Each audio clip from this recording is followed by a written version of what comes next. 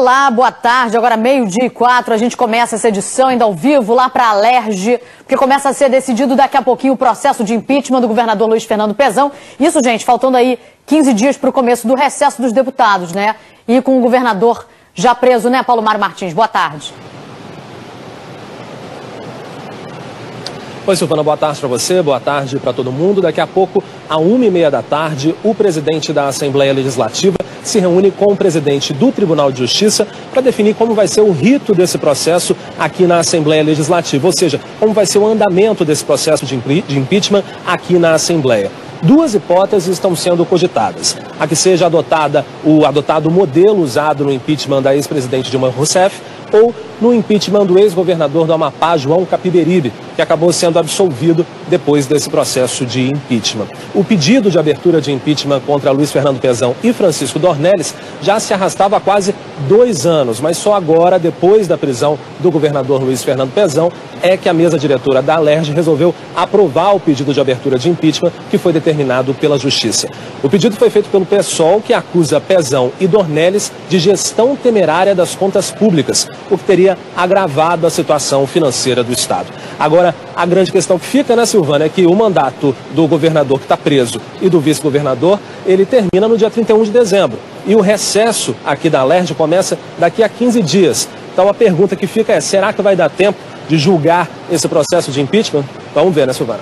É isso, Paulo Mário. 26 dias para o fim do mandato. Obrigada. A gente já está aqui com o Edmilson Ávila. Edmilson, boa tarde. Boa tarde, gente. Vamos explicar então, porque os deputados agora vão definir. Opa, a gente vai se guiar pelo impeachment de Dilma Rousseff ou do ex-governador do Amapá? Então, tem pouquinho tempo, né, Sim. gente? Então vamos lá. Botei os dois casos aqui, Dilma Rousseff e também lá no caso do Amapá. O que tem aqui no meio, gente, disso? Se decide tudo rapidinho? Lógico que não. Primeiro tem um relatório, primeiro precisa ser feito um relatório. No caso da Dilma foi assim.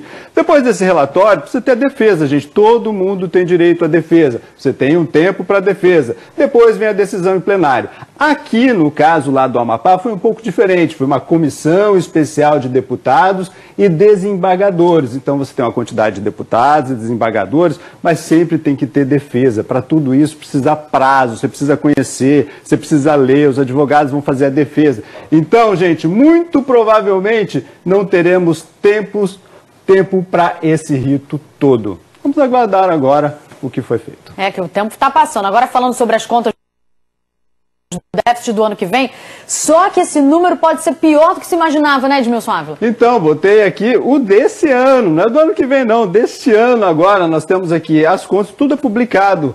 Tem que ser publicado o balanço orçamentário. O que ele diz pra gente? Olha, tinha uma previsão aqui de 10 bilhões, gente, no vermelho, mas agora apareceu aqui um número muito maior, chamou muito a atenção, 17 bilhões no vermelho. E aí nós fomos consultar um especialista em finanças públicas, Paulo Henrique Feijó. Vamos ver o que ele falou. Parte desse déficit pode ser explicado pelo aumento da despesa com o pessoal, que saiu de um patamar de 38 bilhões para 46 bilhões, ou seja, um aumento de 8 bilhões, e aí para que se tenha um referencial, as receitas correntes do Estado, as receitas do dia a dia, é da ordem de 50.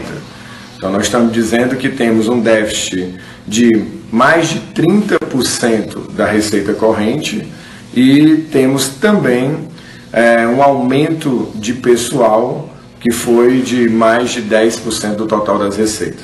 Ou seja, estamos muito no negativo, né? Olha, eu acabo de falar com a Secretaria da Fazenda, perguntei, opa, que número é esse? A Secretaria me explicou o seguinte, olha, estamos recebendo agora muito dinheiro de royalties. E quando chegar lá no final do ano, nós vamos fazer aí o encontro de contas. E segundo a Secretaria da Fazenda, este número aqui vai cair muito, pelo menos 10 bilhões aqui, ficaríamos com 7 bilhões de déficit no final do ano. Então, mas o que vale agora é o que está publicado e a Secretaria está prometendo fazer a correção aqui do balanço orçamentário. Vamos aguardar, o que está valendo é esse aqui agora. Obrigado, Edmilson. Até já.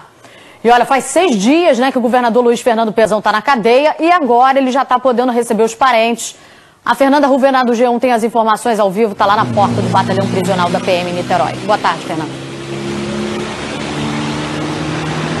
Oi, Silvana, boa tarde para você, boa tarde para todo mundo. Hoje é dia de visita aqui na unidade prisional da Polícia Militar em Niterói, onde está o governador Luiz Fernando Pezão. A informação que a gente tem é de que ele tem recebido visitas constantes dos seus advogados e que também já foi liberada uma credencial para que a família dele também possa fazer essas visitas. Outra informação que a gente tem é que ontem foi feita uma vistoria pelos promotores da Auditoria Militar e também por funcionários do Ministério Público, por agentes do Ministério Público Estadual aqui nessa unidade, e que não foi constatado nenhum tipo de irregularidade e que o tratamento que está sendo dado para todos os presos é o mesmo. Essa vistoria teria sido motivada por informações que chegaram através do Disque Denúncia de que teriam alguns presos recebendo privilégios aqui dentro. Mas essa vistoria constatou que não houve nenhum tipo de privilégio. A gente lembra amanhã, como você falou, faz uma semana da prisão do governador Luiz Fernando Pezão, que foi uma operação baseada na delação do Carlos Miranda, que era o operador de Sérgio Cabral, do ex-governador Sérgio Cabral. Mas o que a gente vê por aqui